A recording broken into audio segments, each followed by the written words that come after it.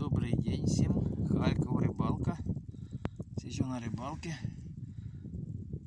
Природка хорошая, снежок небольшой. Вот. Ловится окушок. Окушок ловится. Поймал окушка. Окушок.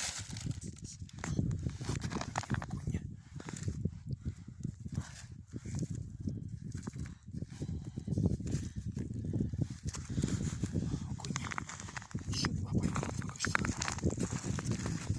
Вот они.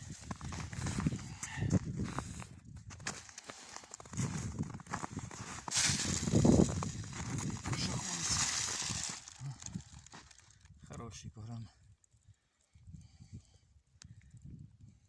250-300.